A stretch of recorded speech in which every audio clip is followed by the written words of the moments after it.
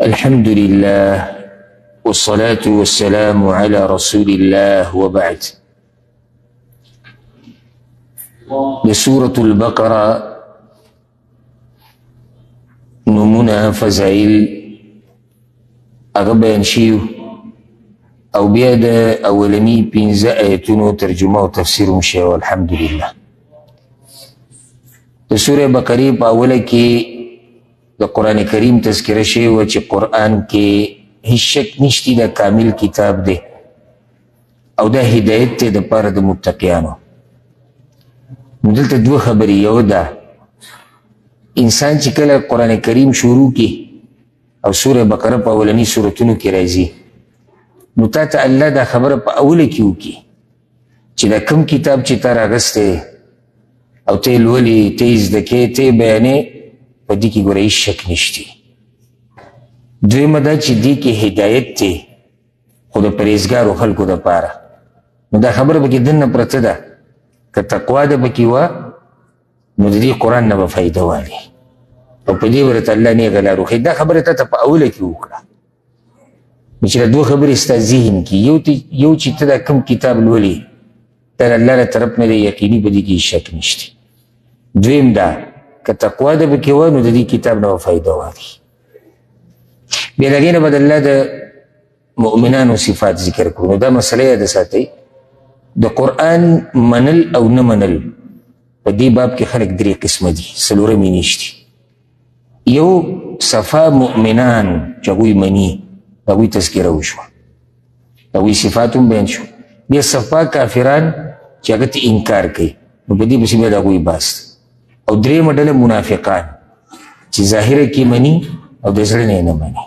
په درې قسمه خلک دي، صفا مؤمنان، صفا کافران، منافقان. څلورمه ډله بله نشته. او دا خلک به لازم دې درې ډلو ته تقسیمیږي. یعنې داسې کېدی نشي چې څوک وایي چې یاره بس دا خلک ټول په صحیح لار دي او هر یو هدف ته ځان رسوي او خلک مه چېړه. دا موږ وایو چې دا تقسیم به لازم کېږي. څنګه ټول یو شان دي؟ الله وی دی کتاب کې هیڅ شک نشتی، دا الله له طرف نه دی. ټول یې مني؟ ټول خو یې نه مني. نو څنګه ټول خلک یو شان کې؟ نو بعضې مني خصفا، بعضې خصفا نه مني، او بعض دوو لارو باندې روان دي. ظاهره کې وایي موږ یې منو او زړه کې وایي موږ یې نه منو. دا منافقان دي. نو د مؤمنانو بحث خو وشو پرون، اوس به د کافرانو بحث کېږي، بیا به ورپسې د منافقانو بحث کېږي. أعوذ بالله من الشيطان الرجيم. بسم الله الرحمن الرحيم. إن الذين كفروا يقينا كسان چه كفر كرده سواء عليهم برابر دپاگوی باندي أأنذرتهم أم لم تنذرهم كير وركيت دوي لرا يا ير نوركي دوي لرا لا يؤمنون دوي ایمان نروڑی. کافران اوس دلته د کافرانو بس کیږي پرې دوه ایتونو کې. اصل کې کفر په عربۍ ژبه کې وایي د یو شي پټولو ته. اصل کې کفر په عربۍ ژبه کې وایي د یو شي پټولو ته. ځکه عرب وایي شپې ته لیلو کافر، شپه کافره ده، ولې ځکه چې دا پټۍ څه رڼا لره. او دغه شان چې کوم سړی ذمهداره کوي نو هغه ته هم عربۍ کې مضارع ته هم کافر ویل کېږي، ځکه چې دی دانې پټۍ د ځمکې لاندې. دا لغوي کافر دی، دغه کافر نه دی، هغه جهنم ته چې بوځي. یعنې عربۍ ژبه کې کفر څه مطلب دی؟ یو شی پټول. نو دې کافرانو ته کافر ولې ویل کېږي؟ ځکه چې دوی ایمان پټ کړی دی، ایمان یې پټ کړی دی، کفر یې راښکاره کړی دی، انکار یې کړی د الله نه، الله د رسول نه کتابونه، ځکه دوی ته کافران ویل کېږي. ان الذین کفروا یقینا هغه کسان چې کفر یې کړی دی برابر ده، سواء برابر ده په دوی باندې. انذرتهم که ته یری دوی، ام لم تنذرهم که ته نه یری دوی، لا یؤمنون دوی ایمان نه راوړي. دلته د کافرانو نه مراد هغه کافران دي چې هغه ضدیان عنادیان دي. ولې که چېرته ټول کافران ته مراد شي نو ډېرو کافرانو خو ایمان راوړی دی او الله دوی ایمان نه راوړي. نو دلته هغه کافران مراد دي چې هغه متکبر دي، زدیان دي، عنادیان دي. او بل هغه کافران چې د الله په علم کې شتي چې دوی ایمان نه راوړي.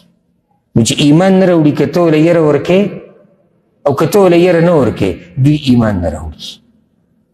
لکه ګوره قرآن کې الله دا خبره ذکر کړې د سورة یونس کې ان الذين حقت عليهم كلمة ربك لا يؤمنون ولو جاءتهم كل آية. د کوم مبارک چې د الله فیصله شوې ده تقدیر په کتاب کې چې دا خلک په کفر باندې مري او الله ته پته ده، الله وی دوی ایمان نه راوړي که هر قسمه نښه ورته ته وښیې او که هره خبره ورته وښیې دوی نه مني. نو دا هغه خلک نه مني چې رب العالمین ته پته ده چې د زدیان عنادیان دي، دوی به په دغه کفر باندې مري. نو دلته مراد هغه کافران دي یا هغه کفر دی چې هغې ته عنادي کفر ویلی کېږي. کفر په دوه قسمه دی، یو د جهل د لاسه کفر دی، د جهل د لاسه، ناپوهۍ د لاسه، نو دې کېدی شي ایمان راوړي.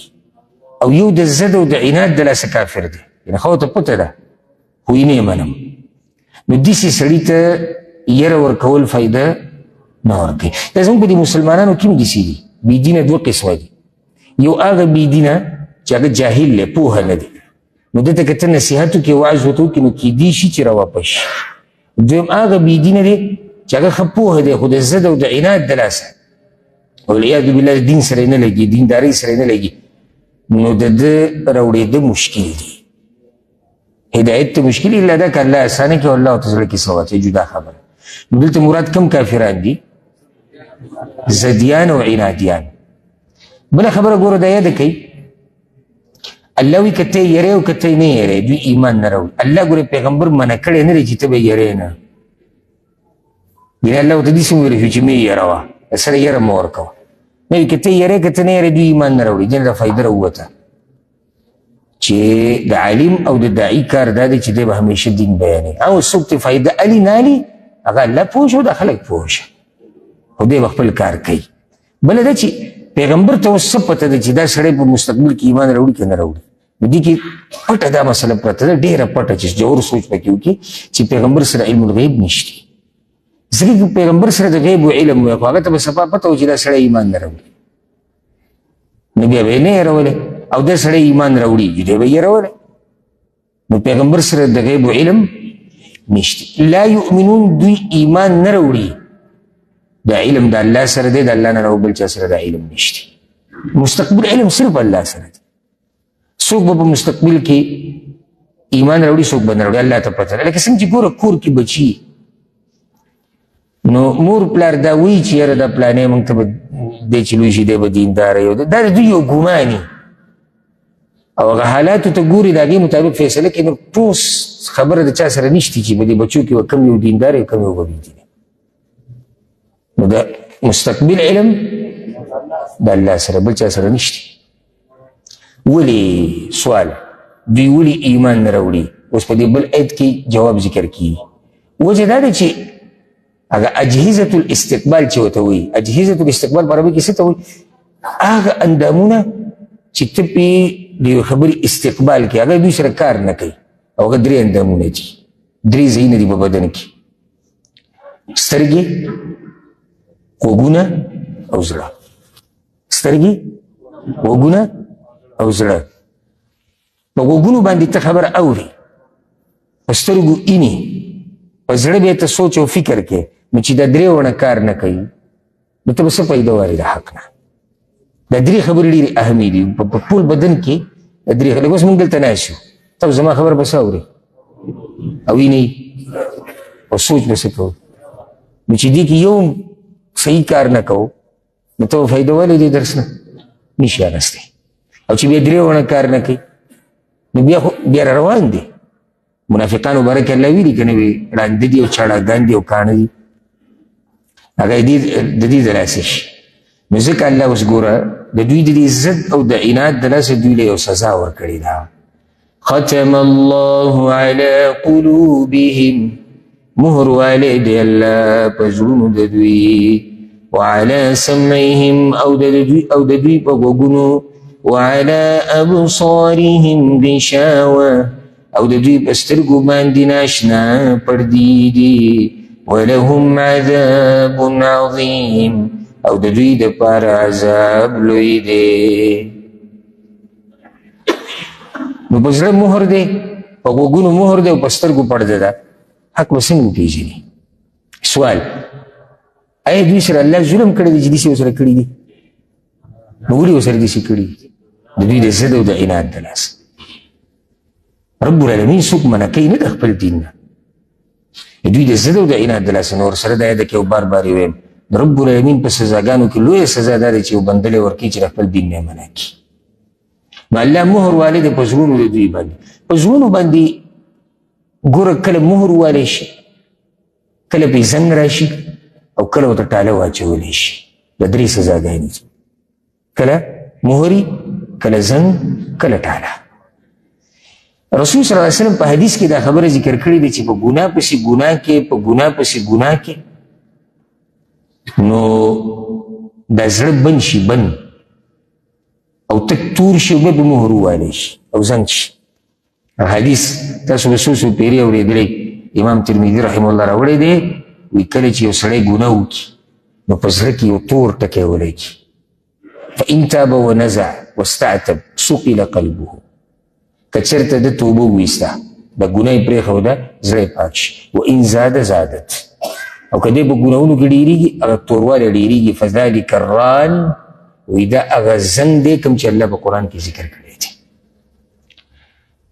نو اوس سوچ کوو چې د کفر ګناه به کېږي، د الله نه منکري، د قرآن نه منکري، د پیغمبر نه، د ده په زړه باندې به څنګه توروالی. الله قرآن کې دا خبره ذکر کړې د سورة النساء کې، بل طبع الله علیها بکفرهم. الله وی ما چې دا مهرونه دوی په دې زړونو والي دي که نه، نو دا د دوی د کفر د لاسه. دا سزاګانې دي د الله د طرف نه چې کله یو بنده الله ته پته وي چې دی به کفر غوره کوي او دی به په دې کفر پاتې کېږي، رب العالمین د هغه په زړه باندې، د هغه په غوږ باندې مهر ووهه. نو چې په زړه باندې مهر ووالی شو، نتیجه سره ووته، سوچ نشي کولی په حق کې. خبره ختمه شوه. په غوږونو پرده اورېدی نشي. دغه اورېده نه یم دا ښکاره، معنوي چې کوم د اورېدو طاقت ته یې ختم شو. په سترګو پرده راله، حق نه ویني. نو ختم الله على قلوبهم وعلى سمعهم. سبحان الله، سورة الجاثية کې الله وی وختم على سمعه وقلبه وجعل على بصره غشاوة. الله وی د ده را به شي سورة الجاثية کې وی د ده په غوږ او په زړه مهر دی او الله د ده په سترګو پرده راوستې ده. فمن يهديه من بعد الله، نو د الله نه علاوه به دله څوک هدایت ورکړي. زړه بند شو، غوږ بند شو، سترګې بندې شو، کوم ځای نه به راشي؟ څوک به بیا دله هدایت ورکړي؟ نو دا سزا ده د دوی. بیا دا خبره یاده ساتئ، الله وی په دې آیت کې دا کوم آیت چې موږ وایي چې الله رب العزت د دوی په زړونو مهر وهلی دی او په غوږونو، وعلى ابصارهم غشاوة ولهم عذاب عظیم. عذاب په عربۍ کې چې تکلیف ته وایي. خبره به حتی الوسع مختصر کوو. یعنې د کفر ډېر اقسام هم دي، موږ نورو ځایونو کې ذکر کړي دي. زړه ته مې راغلو خو خبره به مختصر کړو، هغه به ځای په ځای په خپله راځي انشاءالله. زه به درته وایم چې دا د کفر یو قسم دی، لکه دلته موږ سره کوم کفر راغی؟ د ضد او د عناد د لاسه. نور اقسام به هم راځي انشاءالله. ولهم عذاب عظیم. عذاب په عربۍ کې تکلیف ته وایي، مشقت ته. لکه حدیث کې راځي که نه چې سفر د عذاب یو ټوکړه ده. سفر د عذاب ټوکړه ده. څه مطلب؟ د عذاب جهنم ته سړی پرېوتی، تکلیف کې د عذاب تکلیف ته وایي. نو د دوی جهنم ته ورچول دا د دوی تکلیف دی. عظیم، ډېر لوی، ډېر لوی. څومره لوی الله ته پته ده. ډېر لوی عذاب دی. ولې دا دومره لوی عذاب؟ ځکه چې ان الذین کفروا، یقینا کسان چې کفر یې کړی، انکار یې کړی د الله نه، د الله د رسول نه، د الله د کتابونو نه، د آخرت نه، د تقدیر نه. انجام دا دی چې رب العالمین دوی له سزا سخته ورکړي. الله دې موږ ټول وساتي. ها، اوس د دې نه بعد د مشرکانو خبره به ذکر کوي. په 14 آیتونو کې به خبره د منافقانو کېږي. ګوره 15 صفات د مؤمنانو بیان شو، د کافرانو خبره خو په 2 آیتونو کې ختمه شو او د منافقانو به لس صفات بیانېږي. د کافرانو خبره الله ولې لنډه ختمه کړه؟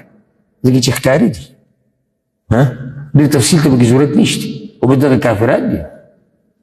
خبره د ټولو نه اوږده د منافقانو چلېږي، دا ټول نه خطرناک خلک دي.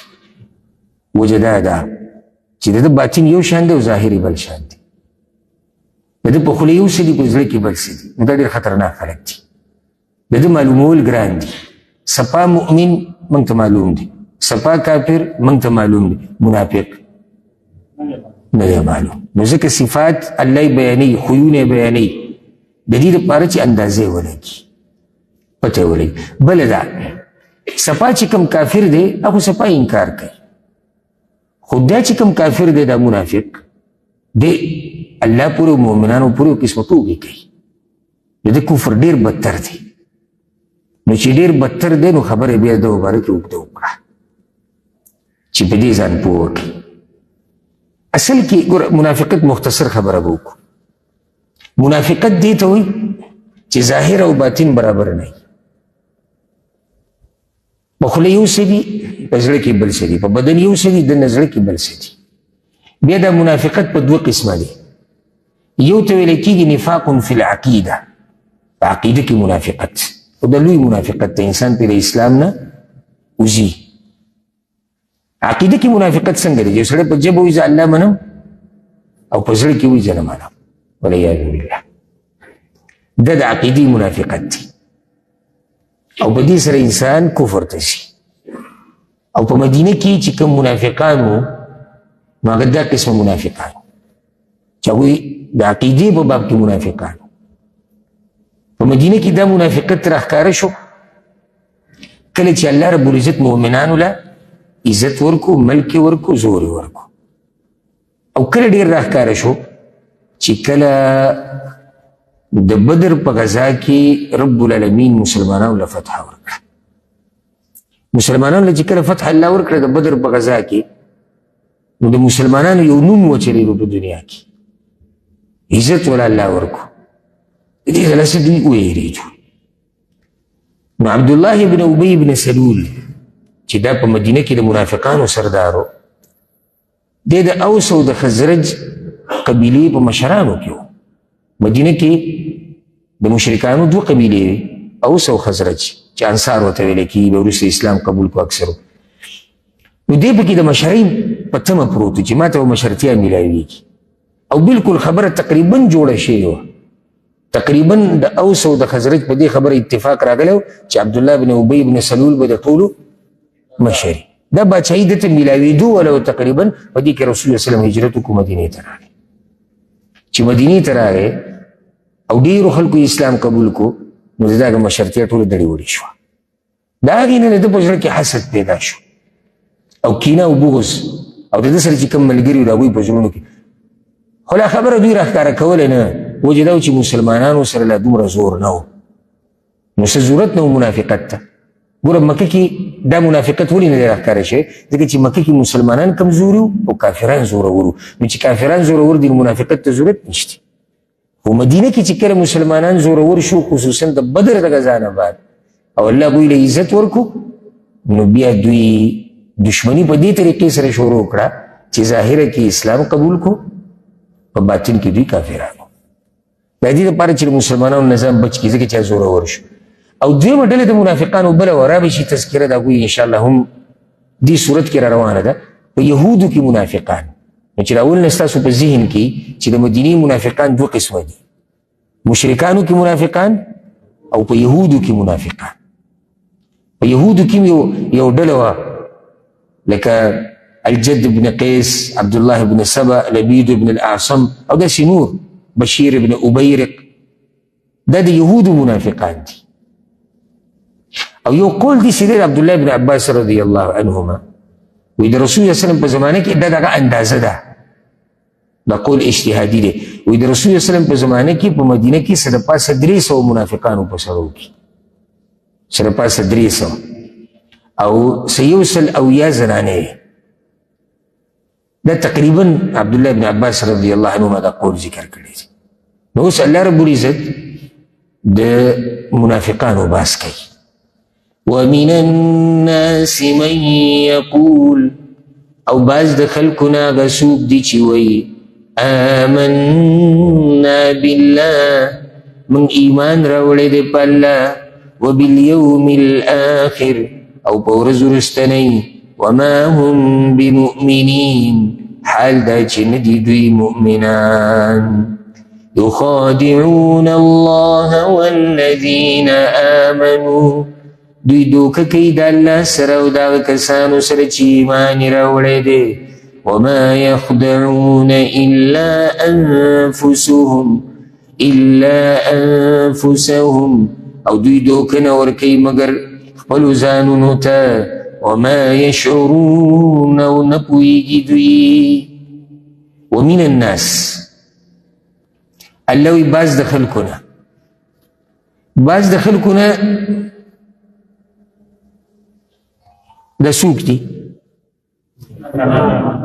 الله دې ولې نه وي چې او منافقان څنګه چې مؤمنان صفا خبره وکړه او کافران ذکر کو، دې الله ولې نه وي چې او منافقان دا قسمه خلک دي.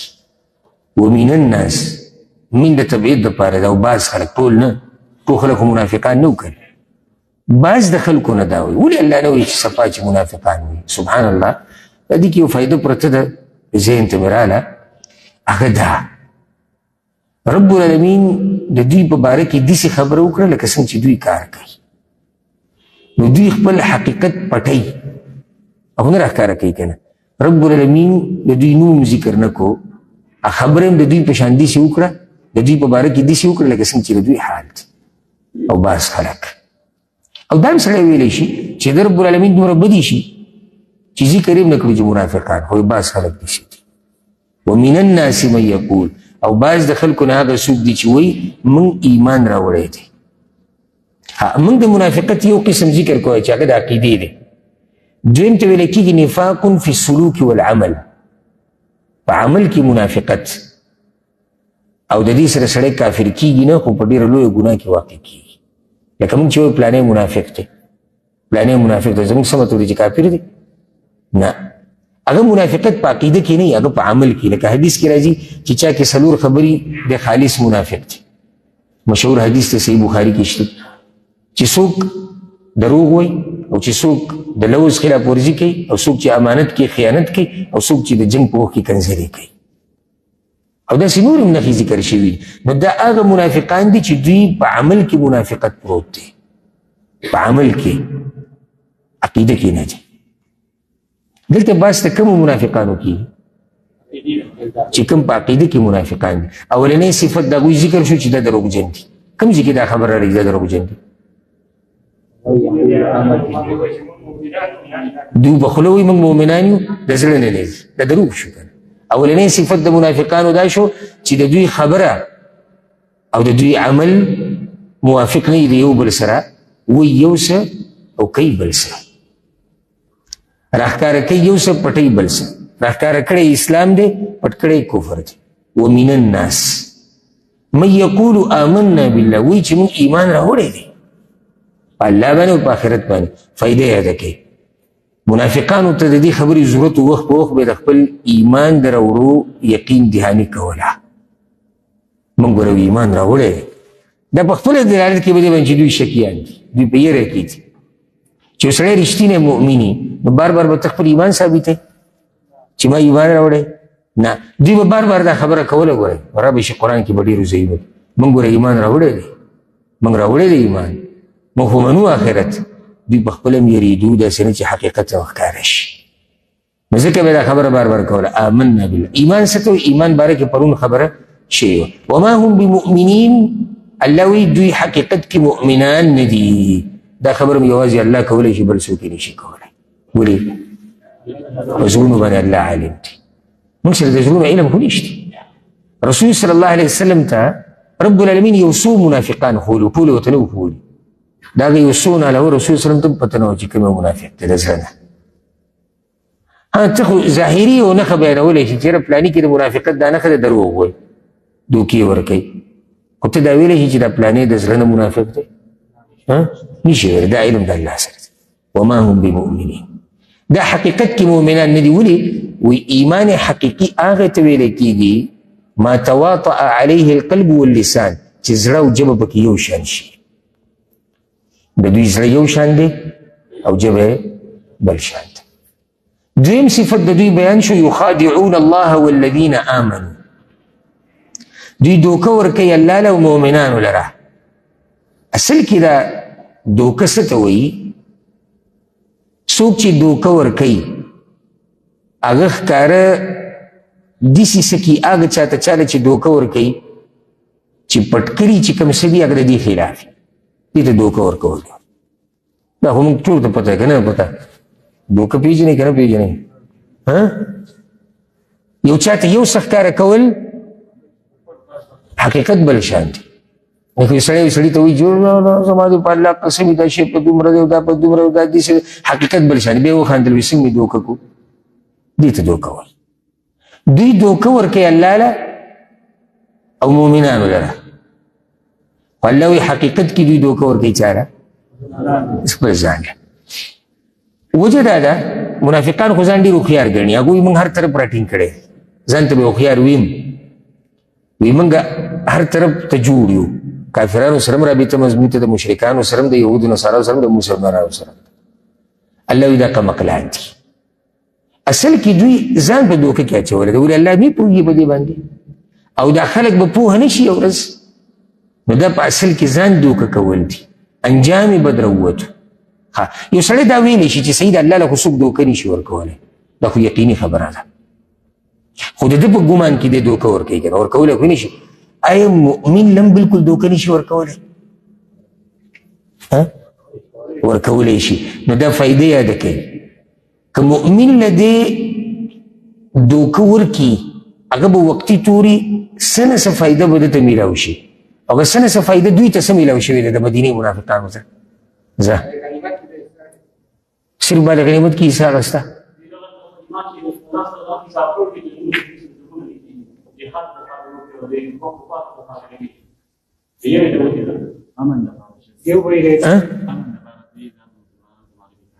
موږ داسې ویلی شو چې دوی ته د مسلمانانو له چې دوکه ورکړه دوی پکې د دې حده پورې کامیاب شوي وو چې خپل مالونه او وینې په حفاظت کړي خیال م دی که نه ځکه که سپا پته ولګي چې دا پلانی کافر دی نو بیا خو د هغه سره جهاد هم کیدی شي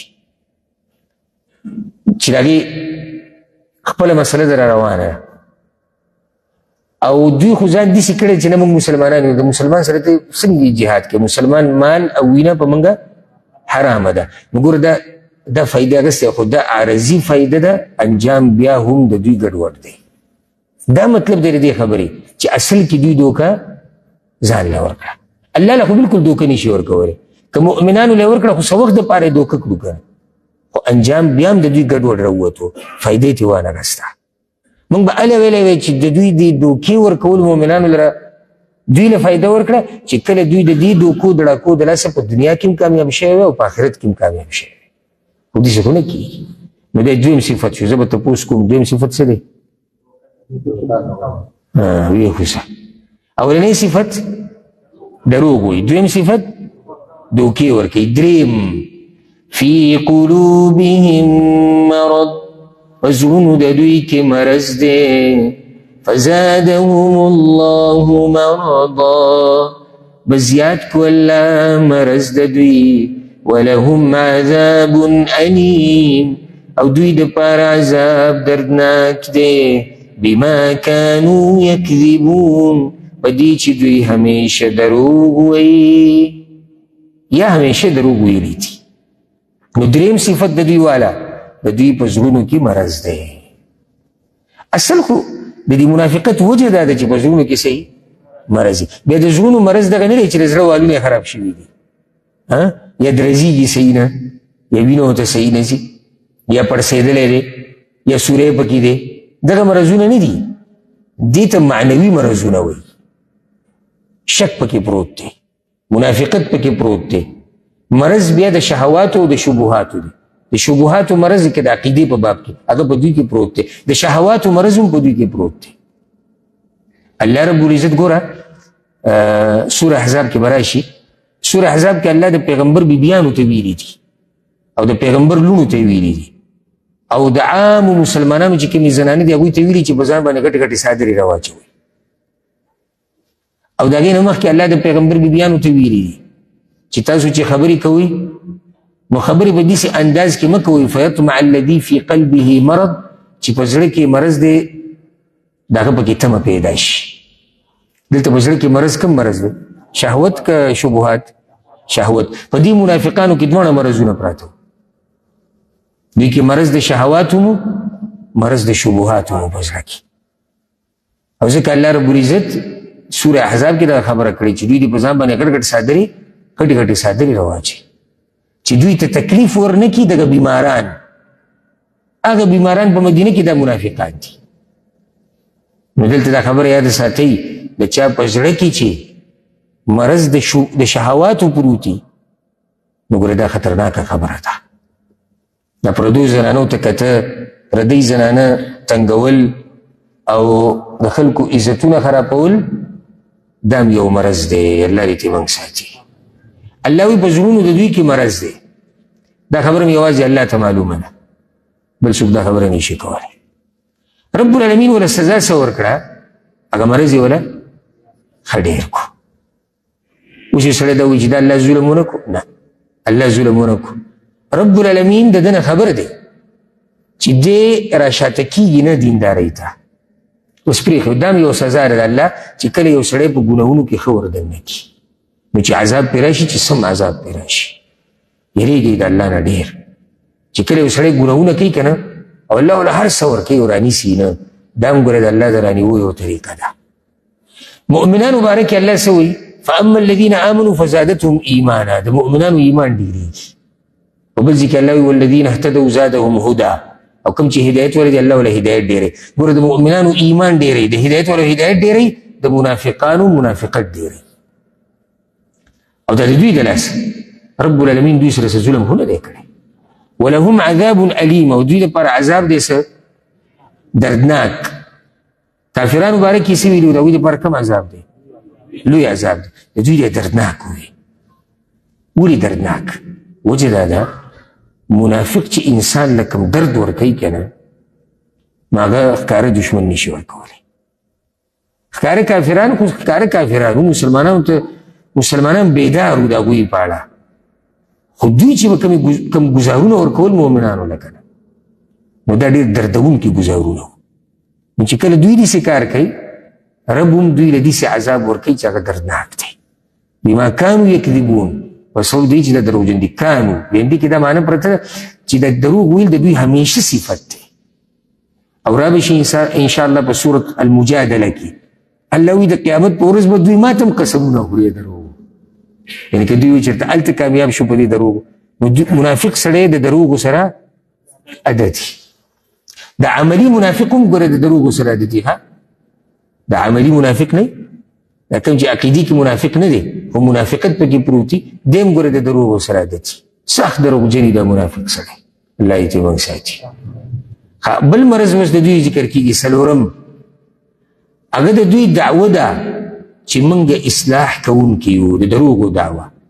واذا قیل لهم او کله چې وویلی شي دوی ته لا تفسدوا فی الارض فساد مه کوئ په ځمکه کې قالوا وی دوی انما نحن مصلحون. یقینا من خو اصلاح کوونکي یو. الا خبردار انهم هم المفسدون. یقینا دوی خاص هم دوی فساد کوونکي دي ولكن لا يشعرون مگر دوی نه پوهیږي. دعوه دوی دا کوي چې موږ څه یو اصلاح کوونکي. کله چې دوی ته وویلی شي واذا قیل کله چې وویلی شي دوی ته لا تفسدوا فی الارض په ځمکه کې فساد مه کوئ. فساد په ځمکه کې فساد اصل مطلب دی نافرمانی کول ورانې کول. موږ چې پښتو کې که صحیح ترجمه کوو ورانې کول. نو فساد او ورانې څه دی؟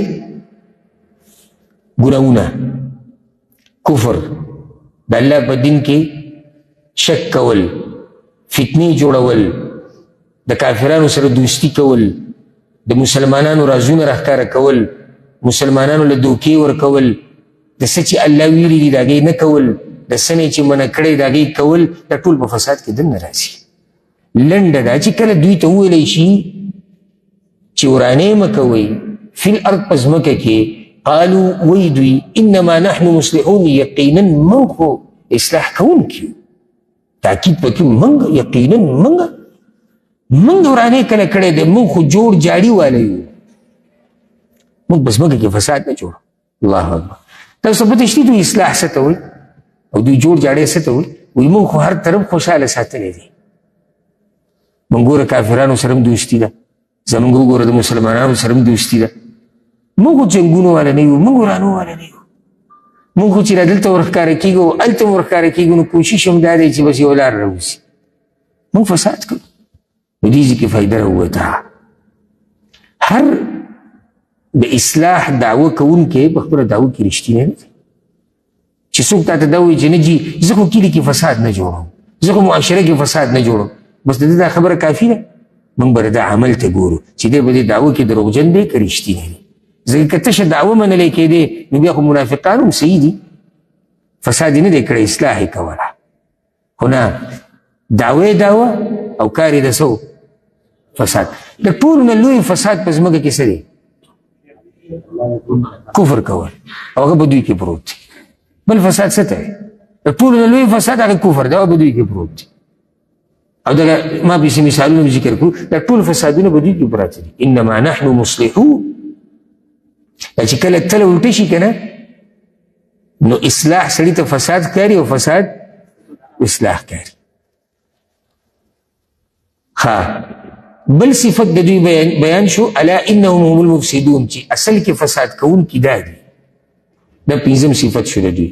څلورم دا چې دوی د دروغو دعوه کوي چې موږ اصلاح کوو. نو پنځم صفت دا شو چې په حقیقت کې دوی په ځمکه کې څه کوي؟ فساد کوي. د دې نه زموږ دپاره دا فایده راووته چې حتی الوسع به کوشش کوي چې ستا د ژبې نه، ستا د لاس خو نه چېرته په معاشره کې فساد جوړ نه شي، چېرته په ملک او علاقه کې فساد جوړ نه شي، چېرته د مؤمنانو په منځ کې فساد جوړ نه کړي. فساد دا د منافقت صفت دی. معاشره ورانول، خلک ورانول، دا د منافقت صفت دی. یو ځای ته منډې ور، بل ځای ته منډې ور، او خفه کېږو به نه. دا بعض کارونه زموږ په معاشره کې ډېر زیات دي، لکه دا یو ځای ته منډې او بل ځای ته منډې. سهار چې وګورې دی به په بازار کې ولاړ دی یو سره، نه نه نه نه دغه ویل نه و په کار، او نه نه دا خو تاسو سره زیاتې وکړو، موږ یې نو موږ یې نو ځان په داسې خیر خوا کې ماښام دی د حقه سړي سره ولاړې د چا خبره چې ده کوله سهار، هغه ته وایي نه نه نو هغه نه و په کار. نه موږ ته پته ده، موږ خو تا پېژنو. دا مرض ګورې پښتنو کې عام دی، عام دی. او دا یاده که او بیا یاده که او بیا یاده که چې کله دي مسلمانان خپلو کې ورانول او چې کله دي کورونه ورانول، که ستا دا کور جوړ شو که نه زما دا نوم به وران کړي او بدل به یې کړي. که ستا دې زړه ته سکون میلاو شو بیا راشه ماته ووایه، ته به د خلکو کورونه ورانې، ستا کور به جوړ شي. ته د کلي علاقې ملک ورانې، ستا دا به جوړ شي. ته د مسلمانانو ټولګي کې فساد کې، ته به د فساد نه بچ شي، ستا کور به د فساد نه بچ شي. لازم به دغه تا سره کېږي. کما تدین تدان، څه چې کوې هغه به در سره کېږي. پښتانه متل کې وایي څه چې کرې هغه به ریبې. چې ته لګیا خلک ورانې، نو ستا د هم روغ نشي پاتې کېدی. او دا موږ په خپلو سترګو لیدلي دي. ګورې د بعضو خلکو ورب الکعبه په خپلو سترګو هم لیدلي دي. نو ځان د دې مرض نه لرې ساتئ. الله دې موږ د دې نه وساتي. شپږم صفت د دوی بیانېږي چې دا کمقلان دي. دا څه دي؟ کمقلان دي. اچې څه دلیل دی په دې باندې چې دا کمقلان دي؟ لکه څنګه موږ ته پته لګي دا کمقلان دي؟ یو جواب دا دی چې دوی وایي موږ الله له دوکه ورکوو.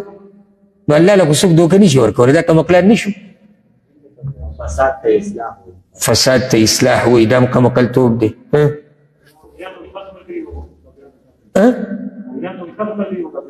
نو نه د دین شو نه د سادین شو، دا خو منافق کمقلتوب دی. ګوره منافق سړی ځان ته ډېر هوښیار وایي. ګورې د عملي منافق هم ګوره ځان ته ډېر هوښیار وایي. چې د عقیدي منافقت پکې نه په دې مسلمانانو کې دی. ګوره ځان ته څه هوښیار وایي.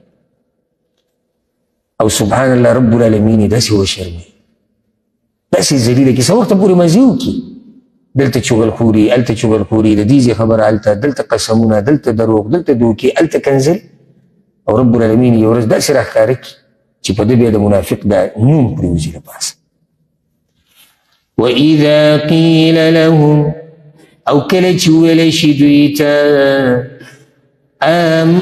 وَإِذَا قِيلَ لَهُمْ او کله چې وویلی شي دوی ته آمنوا ایمان راوړئ کما آمن الناس لکه څنګه چې ایمان راوړی دی خلکو قالو وی دوی انؤمن آیا موږ ایمان راوړو کما آمن السفهاء لکه څنګه چې ایمان راوړی دی قمقلانو الا خبر شي انهم هم السفهاء یقینا دوی خاص هم دوی قمقلان دي ولكن لا يعلمون مگر دوی نه پوهیږي بل صفت دا بیان شو چې دا قمقلان دي سبحان الله په دې منافقانو کې دومره تکبر پروت و چې کله به دوی ته دعوت ورکړی شو چې ایمان راوړئ د دې رښتینو مؤمنانو په د ایمان په شان نو دوی به ویوي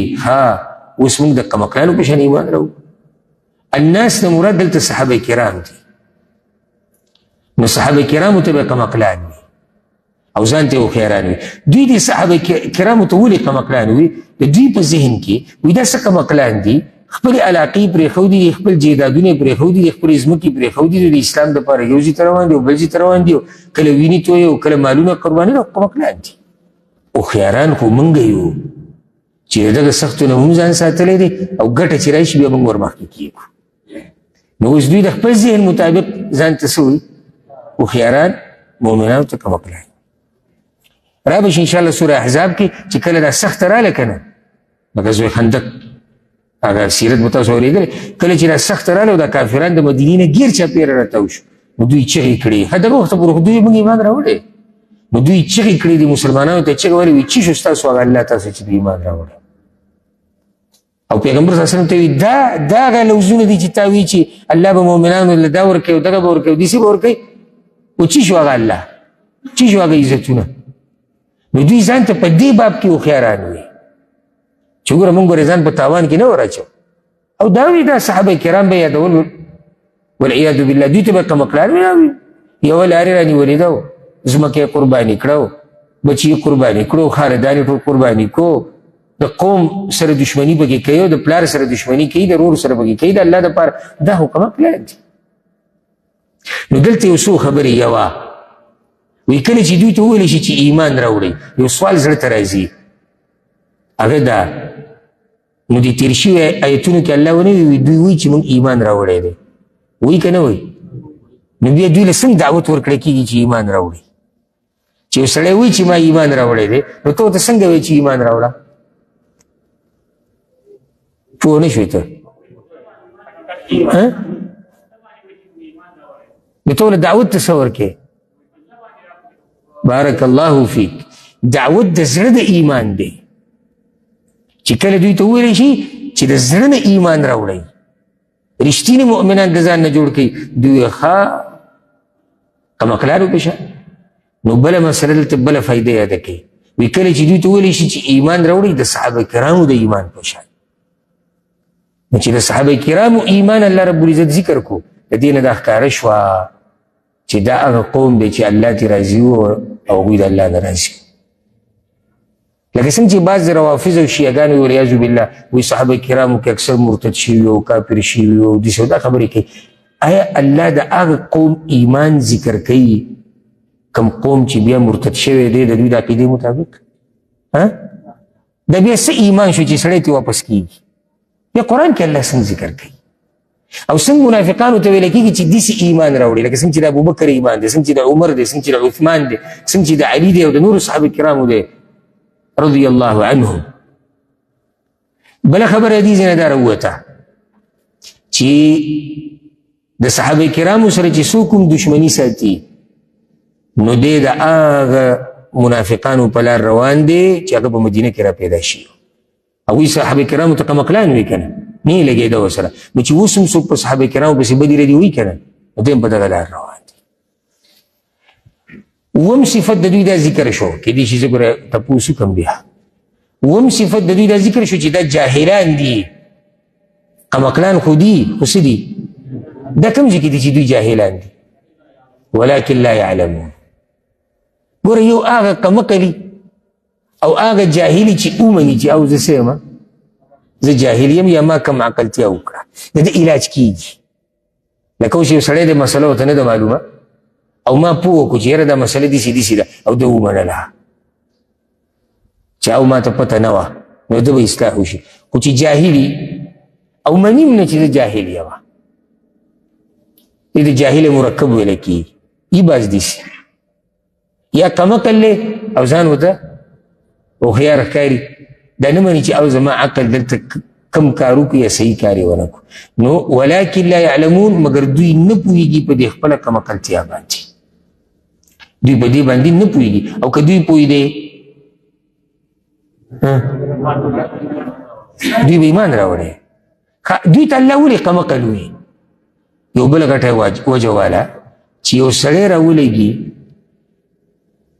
خپل دین خرڅ کړي او دنیا والي د دې نه بل لوی قمقل تاسو معلوم دی چې یو سړی د عارضي دنیا دپاره خپل آخرت ته به برباد کړي د دې نه بل ګټ قمقل تاسو معلوم دی الله وی الا انهم هم السفهاء او دا خبره څومره یقیني ده ګوره خبر شي الله وی انهم یقینا دوی بیا تاکید ته وګوره هم السفهاء هم دوی قمقلان دي خبر شي یقینا دوی هم دوی دا قمقلان دي خو مشکل څه دی پوهېږي نه ولکن لا یعلمون اتم صفت د دوی ذکر کېږي اتم صفت چې دوی تذبذب کې پراته دي ګډوډ دي کله یو طرف ته منډې وایي او کله بل طرف ته منډې وایي او دوی مسخرې کوي په مؤمنانو پورې واذا لقوا الذین آمنوا او کله چې یو ځای شي د هغه کسانو سره چې ایمان یې راوړی دی قالوا نو وایي دوی آمنا موږ هم ایمان راوړی دی وإذا خلوا إلى شياطينهم او کله چې جدا شي خپلو شیطانانو سره قالوا وایي دوی إنا معكم یقینا من خو تاسو سره یو إنما نحن مستهزئون یقینا من ټوګې کوونکي یو مؤمنانو پورې دا دوی بل مرض دی تذبذب لکه الله سورة النساء کې برایشي الله لا اله هؤلاء ولا اله هؤلاء نه دیغو نه دیغو نو منځ کې ته کومه لار راوباسي منځ کې خو بله لار نشته یا دی خوښه یا دی خوښه نو دوی چې به کله واذا لقوا الذین آمنوا کله چې به ملاقات وکړو کله چې به میلاو شو کله چې به مخې له ورلو کله چې به یو ځای شو دا ټولې خبرې صحیح کله چې به دوی میلاو شو د مؤمنانو سره واذا لقوا الذین آمنوا داسې یو خبره ته ذکر کړم مخې له راله ذهن ته او کله چې دوی میلاو شي د مؤمنانو سره د دې نه واضح شو چې دا کافران دي یعنې بیا الله څنګه وایي چې مؤمنانو سره بیا خو مؤمنان دام دي الله وایي کله چې دوی میلاو شي مؤمنانو سره چې هغه دوی نه دي دا خبره پکې دننه پرته ده او د قرآن په هر ټکي کې والله حکمتونه پراته دي خو کله داسې وایم که نه مخکې ورځو کې مې سوچ کوم چې یو سړی دوره شروع کړي د قرآن او پوره کال او 2 کال مسلسل نو ایله به سړی څه نه څه ووایي په هر ټکي کې خبره ده اوس دې ته وګوره دې فایدې ته چې کله دوی میلاو شي د مؤمنانو سره چې هغه دوی نه دي نو هغوی ته وایي چې موږ خو ایمان راوړی قالو آمنا بیا ګوره د ایمان قصه کوي ښه هماغه به موږ یو ایمان راوړی موږ خو راوړی واذا خلو او کله چې دوی جدا شي کله چې بیل شي کله چې یوازې شي الی شیاطینهم خپلو شیطانانو ته د شیطان خبره موږ ابروز په اعوذ بالله کې کړې وه یاد ده که نه یاد نه ده چې شیطان څه مطلب دی او موږ دا ویلو شیطانان په انسانانو کې مشتي نو دوی اوس کومو شیطانانو ته جدا کېږي پیریانو ته که انسانانو ته انسانانو ته او چې کله الله په قرآن پوه کړي که نه نو په ډېر څه به پوه شي خو چې پوه شي پې هله نو کله چې دوی جدا شي شیطانانو ته نو شیطانان نه مراد انسانان شیطانان دي هغه چې د دوی مشران دي سرداران دي ملګري دي هغوی به ورته ها پرون خوا کته به راکېدې مسینوي کې دې څه کول دا پلاني صحابي سره چې ولاړ وې څه دې کول دا پلاني سره قالو وی دوی انا یقینا من معکم تاسو سره دلته خبره ډېر په تاکید سره وکړه انا معکم من یقینا ستاسو ملګري مؤمنانو ته به داسې وي آمنا موږ ایمان راوړی هلته خبره د زړه نه ده دا خبره کې دوی رښتیني دي انا معکم ځکه یې داسې زور وله ورکړو انا معکم موږ ستاسو ملګري نو ملګري خو دې هغوی ته هم وایي که نه وایي نو بیا څنګه دوی دلته رښتیني دي او هلته دروغجن دي دلته یې د زړه نه وایي موږ تاسو سره ملګري یو د زړه نه نو هلته هم څه کول انما نحن مستهزئون هلته هم ټوغو له تلي مسخرو له تلي موږ ټوغې کوو د الله په رسول پورې موږ ټوغې کوو مؤمنانو پورې هلته خو موږ ټایم پاسې کوو دا حقیقت د دوی الله بیان کو او دومره کم عقل قوم دی سبحان الله زار شم د الله د خوږو خبرونه الله وی دا کم عقلان دي که نه لکه دومره کم عقل خلک دي چې دا قسمه آیتونه به په مدینه کې وخت په وخت نازلېدو الله به د دوی حقیقت راښکاره کوو بیا هم منافقت نه پرېښود لکه نو چې تا ته پته ولګېده چې الله به زما دا خبره راښکاره کړي او بعضې راښکاره کړي دي نو بیا خو منافقت پرېږده که نو دا دلالت کوي د دوی په کم عقلتیا باندې نجیب مونږ خو مسخرې کولې او مونږ خو ټوغې کولې نهم صفت د دوی ذکر کیږي چې دا په دوی په سرکشۍ کې سخت ورننوتي دي دننه پراته دي سرکشۍ کې الله یستهزئ بهم الله ټوغې کوي دوی پورې ویمدهم او زیاتی دوی لره فی طغیانهم په سرکشۍ د دوی کې یعمهون چې ګډوډ به یا بدحاله به یا حیران به نو دا نهم صفت شو چې دوی سرکشه دي الله یستهزئ بهم دوی ټوغې چا پورې وکړي مؤمنانو پورې رب العالمین ټوغې دوی پورې وکړي او دا یاد ساتئ دا بعض صفات الله داسې دي که نه چې هغه د یوې خبرې په مقابله کې کوي هغوی ټوغې وکړي الله ټوغې وکړه هغوی پورې نور څوک داسې نشي ویلی چې الله ټوغې کوونکی دی نه خو دلته بیا الله ولې ټوغه وکړه دوی پورې ځکه چې دوی ټوغه وکړه پوه شوې که نه بله خبره یاده کوي ټوغه د انسان ټوغه د الله دا یو شان نه ده ګورئ زموږ په ټوغو کې دروغ ومي زموږ په ټوغو کې ظلم او زیاتۍ وي زموږ په ټوغو کې باطل هم راتلی شي زموږ په ټوغو کې ظلم هم راتلی شي د رب العالمین ټوغه داسې نه ده چې دوی سره کوي ښه نو څنګه ده هغه داسې ده ګوره رب العالمین هم دې آیت کې دا خبره واضحه کېدی شي ویمدهم فی طغیانهم یعمون او زیاتۍ دوی لره په سرکشۍ د دوی کې یعنې دوی یې پرېښودي دي چې پرېږده چې ښه سرکشه شي دا د الله ټوغه ده دوی پورې ورسېدی به که نه لکه دوی خو دې سوچ کې دي چې دا چې الله موږ ته څه نه وایي موږ په حقه یو حالانکه الله پرېښودي دي چې دوی به دې سرکشۍ کې ښه ورننوځي چې عذاب پرې سخي دا ټوغه و د الله د دوی پورې ځکه چې دوی ټوغې کړې مؤمنانو پورې قیامت په ورځ دوی به راپاسي د چا په صف کې مؤمنانو په صف کې دوی به خوشحاله شي چې موږ خو کامیاب شو منافقت کار وکړو بیا به دوی په پل صراط باندې شاته پاتې شي په پل صراط به هم روان شي مؤمنانو سره مؤمنانو له به الله رڼا ورکړي دوی سره به رڼا نه دوی به ورته شانه چغې وایي الم نکن معکم موږ خو ستاسو ملګري وو هغوی به ورته یاو زموږ سره مخامخ وایي خو تاسو په فتنو کې په شک کې پراته وي تاسو په انتظار کوو چې کله به مسلمانانو باندې سخته راشي دا هغه ټوغه ده چې الله دوی پورې کوي راپاڅولي د چا سره مؤمنانو سره په پل صراط ورسره هم ورتېرېږي منځ کې رڼا ختمه شو جهنم ته راغلو دا هغه ټوغه ده چې الله به دوی پورې کوي ځکه چې دوی ټوغه کړې ده چا پورې مؤمنانو ویمدهم فی طغیانهم یمدهم زیاتۍ دوی لره په عربۍ کې موږ وایو که نه کله چې سړی قرآن وایي او یو ټکی وایي اولئک بل ورته مد پې وکړه مد رای کاږه اولئک دا اواز لږ زیات کا ویمدهم زیاتۍ دوی لره فی طغیانهم په سرکشۍ د دوی کې یعمهون چې دوی به ګډوډي متردد به وي هېڅ په پته به نه پوهېږي، یو طرف ته منډې بل طرف ته منډې، د ذلت او رسوایي رب العالمین په دوی باندې راوستې ده. لسم صفت د دوی بیانېږي چې دا ګمراه خلک دي. اولئک الذین اشتروا الضلالة بالهدى، دا کسان دي چې اغستې د ګمراهي په بدله د هدایت کې. فما ربحت تجارتهم، بس ګټه ونه کړه تجارت د دوی. وما كانوا مهتدین، او نه دي دوی لاره موندونکي. لسم صفت څه شو؟ دوی ګمراهان دي. څنګه؟ الله وی دې خلکو واغسته ګمراهي په بدله د هدایت کې. بیع او شرا چې سړی کوي که نه، څه شی اخیستل او خرڅول، نو لازم به ته یو شی ورکې په بدل کې وپې بل شی دی. داسې ده که نه ده؟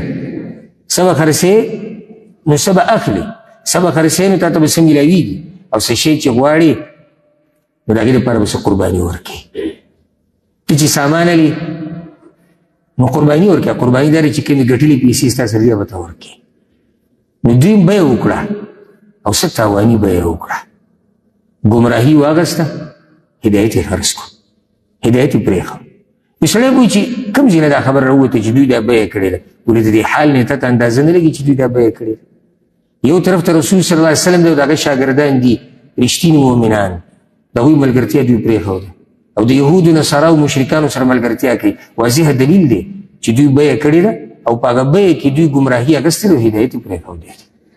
دوی بیه کړې ده، په هغه بیه کې دوی کافران اخیستي دي او رسول الله وسلم او د هغه ملګري پرېښودي دي. دوی بیه کړې ده، دنیا یې اخیستې ده، آخرت یې خرڅ کړی دی. څه شی چې تالي څه به ورکوې که نه، دوی چې دنیا اخیسته نو خرڅ یې څه کړو؟ آخرت. دوی چې ګمراهي اخیسته نو خرڅ یې څه کړو؟ هدایت. فما ربحت تجارته، الله وی د دوی د تجارت دوی له هېڅ فایده ورنه کړه، لوی تاوان دوی کو. دې کې فایده کوم ځای کې؟ وما كانوا مهتدین، او نه دي دوی هدایت موندونکي. الله قرآن کې وایي قل ان الخاسرین الذین خسروا انفسهم واهلیهم یوم القیامه. الله وی د ټولو نه بدترین تاوانیان هغه څوک دي چې د قیامت په ورځ خپل ځان هم تاواني کړی ده او خپل اهل و عیال هم تاواني کړو، او دوی په دې تاوان کې پراته دي. نو څنګه د دوی د دوی د تجارت ته موږ ګټور تجارت وایو؟ ویلی شو ته؟ نشو ویلی. اوس الله مثالونه بیانوي دوه. یو مثال ناري دی، د اور دی، دویم مائی دی، د اوبو. او دا خبره یاده کوي قرآن کې ځای په ځای الله مثالونه بیان کړي دي او په دې کې ډېر حکمتونه دي او په دې باندې علماو مستقل کتابونه هم لیکلي دي. ها د قرآن په دې مثالونو باندې د دې په وضاحت باندې مستقل کتابونه علماو لیکلي. مثال بیانېږي د څه دپاره؟ چې یو خبره ته محسوسه کړي. لکه اوس الله وایي چې د منافقانو په زړه کې دا دي، په زړه کې دا دي، حال یې دا دی، داسې دي داسې دي داسې دي. دا به ته په مثال سره بیا محسوسه کړې، خبره به درته رانږدې شي. نو موږ داسې ویلی شو چې په مثال سره خبره رانږدې شي. مثال چې موږ چې خبرې کله کوو، موږ خبرو کوو، موږ صبر په دې یو مثال واله، مثال خبره باندې پوه کولو لپاره دی. رب العالمین مثالونه ورکړي دي چې موږ پرې پوه شو، او دا د الله محبت دی زموږ سره، او احسان دی د الله په دې بندګانو باندې چې دوی ته قرآن واضح کړی دی او آسان کړی دی. ولقد یسرنا القرآن للذکر، الله ما قرآن آسان کړی، خو مشکل دی هغه چاته چې څوک پې ځان نه پوه کوي، او مشکل دی هغه چاته چې الله ورله توفیق ورنه کړي. مشکل دی هغه چاته چې هغه ګناهونو او بېدیني لرې کړی دی، هغوی ته مشکل دی. نو چې څوک اخلاص پکې او کوشش او محنت وکړي او د الله نه دعاګانې غواړي، رب العالمین په قرآن باندې پوه کوي. څو صفات ذکر شو د منافقانو؟ زه یو کس غواړم چې ما ته بیان کړي. یو څوک به بیان کړي؟ دروغ ویل، دوکه ورکول، زړونو کې مرض دی، ځان ته دعوه د اصلاح، فساد کوونکي دي، پنځه شو. قمقل دي، جاهلان دي، وشو. او تذبذب پکې دی ګډوډ دي څو شو اته شو نه سرکشه دي لسم ګمراهان دي لس صفات رب العالمین دلته د منافقانو وبیان او خبره په دې ختمه نه کړه اوس یې راشي مثالونه واوره چې په خبره ښه پوه شي مثلهم مثال د دوی یا حال د دوی كمثل الذي استوقد نارا فشان د حال دا هغه چا دی چې بل کړی وي اور فلما اضاءت ما حوله بس هر کله چې رڼا کړل دغه اور ګیر چاپېره ځایونه د ده نه ذهب الله بنورهم نو بوتله الله رڼا د دوی وتركهم في ظلمات او پرېښودلي دوی په تیارو کې لا یبصرون چې اسنیني دا مثال د اور دی که د اوبو دی دا د اور دی و یو سړی دی الله وایي په سخته تیاره کې دی او جمع دی ځان ته یو څو ډکي ورسره دي او په هغې ځان ته اور ولګو نو رڼا به ورته هم شي او ګرم به هم شي اور ولګېدو سړي خواوشا علاقه رڼا شوه لارې مو لیده ځان یې مو لیدو کم ساز و سامان چې ورسره دی هغه یې مو لیدو نو خوشحاله م شو چې زه اوس ماته څه خطره نشتې نه ځناوره مله کولی شي نه څوک انسان راتلی شي او ګرم هم شو او ښه خوشحاله دی لږ وخو او ناڅاپه دغه اور دغه رڼا بنده شو او دی بیا تیرې ته راغی دا مثال دی چا دی منافقان بیا درته وایم او بار بار به درته وایم او کیدای شي څو پیرې درته په دې دوره کې ووایم چې بغیر د علماو نه موږ په دین نشو پوهېدی دا لفظي ترجمه وه دا ډېر وضاحت خو به کوم ما وکړو چې یو سړی دی او ځنګل کې دی او داسې دی او دا بیا به تفسیر یې زده کړې تفسیر به د علماو نه یې زده کړې او د هغه عالم نه به یې زده کړې چې هغه په خپله پوهه وي چې په خپله نه یې پوهه نو هغه به تا ته څه بیانوي چې په خپله نه یې پوهه نو هغه به تا ته څه بیان کړي دا مثال دی اوس یو سړی چې موږ پرې پوه کړو هغه داسې د دې سړي حال او د منافقانو حال څنګه یو شان دی جواب رسول صلی الله علیه وسلم چې مدینې ته لاړ په هغه وخت کې دې خلکو او الله زور او طاقت ورکو مؤمنانو لږ ساعت مخکې ما نو دوی ایمان راوړو او دوی په تیارو کې دوی په څه کې په تیارو کې او دا سړی چې ځنګل ته لاړ نو څه چلو تیاره وکړ دوی په تیارو کې دوی موږ ایمان راوړی دی ایمان چې دوی راوړو نو دوی ته رڼا شوه او څه وخته پورې دوی د هغه رڼا نه فایده مو اخیسته لارې ګودرې پکې مو ولیدې اسلام یې پکې وپېژندو پیغمبر یې مو وپېژندو مؤمنانو سره کېناستو په مجلس کې قرآن یې پکې مو اورېدو خو بیا څه وخت بعد په دوی باندې دا تیاره راله او رب العالمین دوی په تیارو کې پرېښودو ولې دوی په تیارو کې پاتې شو رڼا یې مخکې تېزه نه کړه ما خیال یې ونه ساته بارک الله فیک که موږ هغه مثال له راشو دې سړي چې دې ځنګل کې ځان ته اور لګولی دی او جمع دی او جمع کې صحیح سیلی یخني نو خلک په لرګي پسې خو بیا څه شی ږدي که نه چې اور بلیږي دا خو به مزې وي چې سړی د شپې یو لرګی نیم اور ورته ورچوي او هفته ورته ډډه لګولي ناسي چې اور لګېدلی نو څه به پسې ږدي که نه نو کې به ورکې خشاک به راوړي بل دا چې خوځې راخوځې به د لرګي دا دې خوا که دغه دې خوا که دا داسې که څه خو به کې که نه نو اور به رواني دوی خو په خوله ووایي چې موږ ایمان راوړی که ایمان بیا داسې دی چې ته به پسې څه ږدي که نه مونځ به کې روجې به نیسي زکاتونه به ورکې جهادونه به کې عقیده به دې د توحیدي په پیغمبر به دې یقیني آخرت به مني د الله نه به یېرېږي نو ایمان هغه رڼا به بلی د ایمان رڼا به بلی نو دوی موږ ایمان راوړی بیا خپل خوا باندې ور واچوله مخکې څه نشتي نو تیاره خو راځي به بیا ځکه چې رڼا د دوی سره راځي وه اوس په دې مثال ورسېدی که اوس هم نه یې رسېدلی دا مثال دی دا د اور مثال دی چې دوی رڼا اغستې ده دا نه دی چې نه ده اغستې ګوره منافقان دوه قسمه مدینه کې یو هغه چې صرف په ژبه یې وایي چې موږ ایمان راوړی دی او دویم قسم هغه دي شکیان منافقان هغوی ګوره ښه د زړه نه اوله کې منلی و چې موږ ایمان راوړی دی خو بیا چې کله دا سخت حالات رالو که نه په دې مؤمنانو او د قربانیانو باز پکې راغی نو اسلام یې پرېښوده نو بعضو دا رڼا صرف سرسري حاصله کړې ده بعضو ښه صحیح رڼا حاصله کړې وه خو څه وخته پورې وه وایي موږ ایمان راوړو دا دویم مثال هم د دغه خلکو دی دا چې په اوله کې رښتیني مسلمانان شي او بیا اسلام پرېښود وایي موږ چې ایمان راوړی دی او ډډې ولګولې دا خو مزید دا خو موږ د رسول صلی الله علیه وسلم نه ګیر چاپېره ناشي او دا غنیمتونه به رارواني او دا مالونه به رارواني مزیدي مزید ټیکې د بدر غزا راغله بیا چې ګورې د احد غزا راغله بیا چې ګورې مؤمنانو باندې سختې راځي غریبي ده امتحانونه دي هغوی صادرې ټکوالې به وبیا ور واچوي موږ پکې نه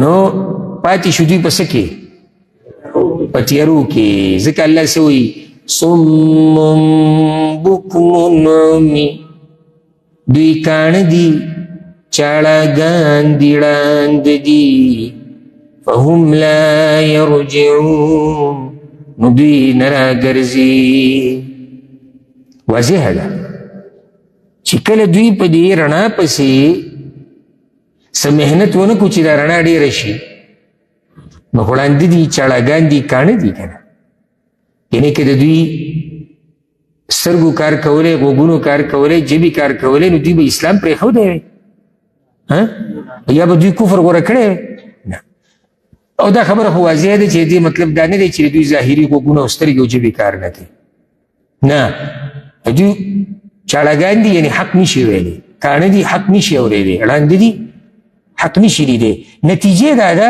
فهم لا یرجعون دوی هیڅ چېرته نه راواپس کېږي څه ته نه راواپس کېږي نه د دې مثال مطابق خبره کوو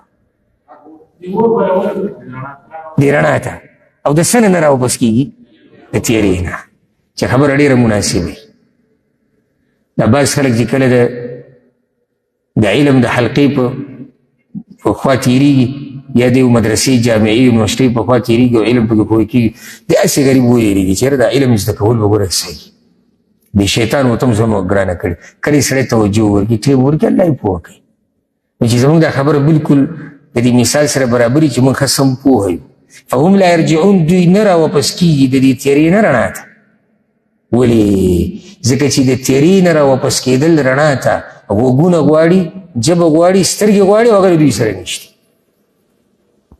اوس په دې مثال پوهېږي که نه یې پوه که اوس هم نه یې پوه نو بیا د الله تاسو پوه کړي ښه بل مثال والا دا اوس د اوبو مثال دی او دا د هغه چا مثال دی د هغه منافقانو خبره ده چا داسې ویلي دي وایي دا منافقان دوه قسمه یو هغه ملک صد مخکې وي چې د سره اسلام قبول کړی نه دی او دویم هغه چې اوله کې قبول کړی ده خو چې سخت یې ولیدي بیا پرېښود نو دا یو مثال د یو قسم منافقانو دی دا بل د بل دی او چا ویلي دي نه دا دواړه مثالونه د دغه ټولو منافقانو دي او په هر حال کې الحمدلله خبره واضحه ده اوس دې مثال ته ګوره دا د اوبو دی مثال مائی دی او کصیب من السماء یا مثال د دوی په شان د ډېر باران دی د برینا او یا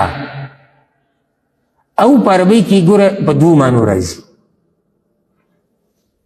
یا د تخییر دپاره پکې اختیار کړه که موږ تا ته دا وایو دا شی اخره یا دا شی اخره نو څه مطلب شو دواړه اخره دا خوري او که دا خوري او په عربۍ کې کله په دې معنی سره هم راځي دا شی اخره او دا شی اخره تخییر پکې نشتی یعنی مثال یو دا دی الله وی او بل مثال دا دی نو دې سم صحیح ده او دې سم صحیح ده. الله وایي دغه یو مثالو که په دغې نه یې پوه شوې نو بیا به بل دا وي، نو دا هم صحیح ده او په دې دواړو معنو سره صحیح. یا مثال د دوی په شان د ډېر باران دی د برې نه، فایده یې ده کوي. رب العالمین اکثر مثالونه د اور او د باران ذکر کوي. وجه دا ده په خبره سړی هله پوهېږي په مثال چې تا ته د هغه څه تذکره به کې وشي چې ته اینې نو بیا به پوه شي. نو اوبه هم منګینو او اور هم منګینو. دا یو باران دی السما د برې نه. په عربۍ کې ګوره بره چت ته سما ویلی کېږي، نو ځکه اسمان ته السما ویلی کېږي. او که صیب او صیب چې دی که نه دا ګوره هغه په شړک باران نه هغې ته ویلی کېږي. د عربۍ دا ژبه دومره فصیحه ژبه ده که نه دومره پراخه. ما سره ټیم نشتی، یعنې ما ځای په ځای تاسو ته دا خبره ذکر کوله. د یو شي پکې ډېر نومونه دي او د هر حال جدا نوم دی. دا باران نه دی هغه هسې پرخه غوندې کې چې د هغې په عربۍ کې جدا نوم دی. بیا چې منځنی نو هغې جدا نوم دی. بیا چې ډېر زیات وي د هغې جدا نوم دی. د هر حال جدا دی. نو صیب ښه په شړک باران ته ویلی کېږي. هغه تیز باران چې راورېږي د برې نه، فیه ظلمات چې په هغې کې تیري، ورعدونه او ګړزارې، وبرقونه او برېښنایي. تیز باران دی او تیری دی، پکې ګړزارې دی او پکې برېښنا دی. یجعلون اصابعهم فی آذانهم دوی ږدي ګوتې خپلې په غوږونو خپلو کې، من الصواعق د وجې د تندرونو نه، حذر الموت د وجې د یرې د مرګ نه. والله محیط بالکافرین او الله راګیرونکی دی کافرانو لره. دی ترجمه وه. اوس پرې ځان داسې پوه وکړه. یو ډله روانه ده په صحرا کې، خالي صحرا بیابان دی او باران راورېدو. که خیال هم کړی دا ورېځې چې دوبي راشي نو څه چل وشي؟ تیاره شي. نو تیاره ده پکې باران ښه تیز، په باران کې چې دی نو ګړزاری هم دی او برېښنا پکې هم ده. نو ګوره تیاره د شپې، تیاره د باران، تیاره د وریځو، څنګه حال دی. او په دې کې چې دی ګړزاری هم دی، په دې کې برېښنا هم ده. نو سړی به چې بیا به زه پوه نه شوم دا څنګه. دا باران اصل کې چې د برې نه راورېږي نو دا قرآن کریم دی، وحی د برې نه راځي که نو څنګه چې د باران اوبه صفا دي نو دغه شان قرآن کریم د هر عیب نه پاک دی، د کمي زیاتي نه پاک دی. بیا په دې کې تیری دي. تیری مطلب په دې کې کفر او شرک باندې رد دی. هغه تیری دي په قرآن کې به کفر او شرک باندې څه دی؟ رد دی. او په دې کې ګړزاری دی په باران کې. نو ګړزاری مطلب قرآن کې الله په کفر او شرک باندې سخت سخت عذابونه بیان کړي دي، دا هغه ګړزاری دی. او په دې کې برېښنا ده. نو هغه برېښنا هغه د توحید او د ایمان هغه دلایل دي، رڼا چې پکې کمه ده. نو دوی و چې ته روان او داسې باران راوورېږي نو ته په غوږونو کې ګوتې ږدي که نه ږدي؟ ولې ږدي غوږونو کې ګوتې؟ د یېرې د لاسه، ځکه چې تندر دی. داسې نه ده تندر راشي او ما مړ کړي. نو دغه شان حالي د منافقانو کله چې قرآن نازلېږي، کله چې قرآن نازلېږي او دا ګړزایي او دا تیري او دا برېښنایي او پرله پسې دا خبرې را روانې دي نو دوی په غوږونو کې ګوتې ایښودې دي چې یاره د دې قرآن نه موږ بچ پاتې شو. الله وایي نو د دوی څه خیال دی چې دوی به بچ شي په دې سره؟ والله محیط بالکافرین او الله راګیرونکی دی کافرانو لره. په دې غوږونو کې د ګوتو ایښودو سره څوک بچ کېدی خو نه شي. دی به بچ شي؟ نه شي بچ کېدی. که په غوږونو کې ډېرې ګوتې کېدي خو ته بچ کېدی؟ الله وایي نه شي، ما کافران راګیر کړي دي. یکاد البرق یخطف ابصارهم نږدې د برېښنا چې وتښتوي نظرونه د دوی. په قرآن کې دا برېښنا ده، ښکاره ښکاره حکمونه او دلایل دي. نو یو مطلب یې دا دی یو مطلب دا دی بعضو مفسرینو ذکر کړی وایي نږدې ده چې دوی ایمان راوړي داسې ښکاره حکمونه دي یا دا چې نږدې ده چې د دوی د نظرونه وتښتوي دوی ړانده پاتې شي په دې کې داسې رڼاګانې دي کلما اضاء لهم مشوا فيه هر کله چې رڼا وکړي دغه برېښنا دوی ته نو دوی ځي په هغې کې وإذا أظلم عليهم قاموا او کله چې تیاره کې په دوی باندې نو ودرېږي دا د دوی حال کله چې دوی ته دغه برېښنا رڼا جوړه کړي مطلب اوس دلته رڼا یعنې کله چې دوی ته په اسلام کې څه فایده ښکاره شي مال غنیمت دی نورې پیسې دي میوې دي چکرې دي چې کله داسې نعمتونه او پرسکون ماحولي نو دوی به کې روانې مشو فیه ګوره فی الله وي رواني په دې رڼا کې یعنې دوی سره ډېره محدود رڼا وي د هغې نه اخوا دېخوا کېدی نه شي ځکه چې اخوا دېخوا د دوی سره نور رڼا نشته ګوره دوی صرف دغه سهولت ته پراته وو اکه سهولت دپاره دوی روان شوي دي نو دا ګوره قرآن کې فایدو ته وګوره که نه دا فیه ټکې الله هسې نه دی ویلی او چې کله تیاره شي مطلب کله سخت احکام راشي امتحانونه راشي بیا وایي موږ پکې نه یو موږ نه لاړو نو دا سړی چې کله برېښنا راشي د اسمان نو دته لاره ښکاري شي دی پکې روان شي کله تیاره شي بیا ودرېږي ځکه چې څه ورته نه ښکاري دا د منافقانو حال دی چې کله په دین کې فایدې یې عرضي او ظاهري او دنیوي نو بیا دینداري دله کوي خو چې کله پکې سخته راشي قرباني راشي ځان ستړي کول راشي بیا دین پرېږدي دا د دوی حال دی ولو شاء الله لذهب بسمعهم او کچری غوښتې الله نو بولي به یې وی غوږونه د دوی وابصارهم او سترګې د دوی ان الله على كل شيء قدير یقینا الله په هر شي باندې قدرت والا دی دا اوس الله دمکي ورکوي دوی له زجر وی که الله غوښتې یری که الله غوښتې لکه څنګه چې دوی د دې غوږونو نه او د سترګو نه کار نه اخلي د حق دپاره الله وایي د ظاهري غوږونه او سترګې به مې ته ګورې وې یعنې دوی به ما په ظاهره کې هم کاڼه کړی وې او ړانده کړی به مې وې الله وایي دا خو ما کولی شو خو الله داسې ونه کړه رب العالمین صبر کوي بنده ته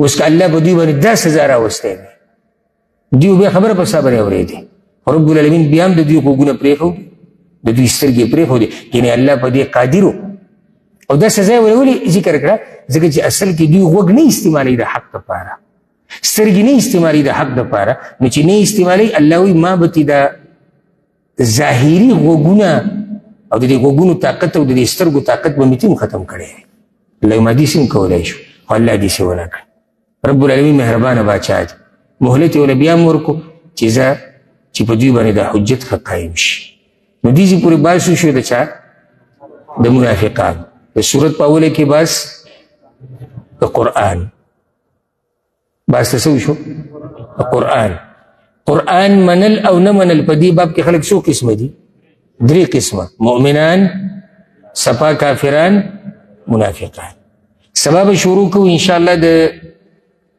21 آیت نه او پای کې چې ستاسو ذهن کې شروع کېږي یا ایها الناس ای خلکو نو دې روان آیت کې بیا رب العالمین دې ټولو خلکو ته خبره کوي مؤمنانو ته کافرانو ته او منافقانو ته الله رب العزت دې موږ د منافقت نه وساتي او الله رب العزت دې موږ په دین باندې پوه کړي هذا والله اعلم وصلى الله وسلم على نبينا محمد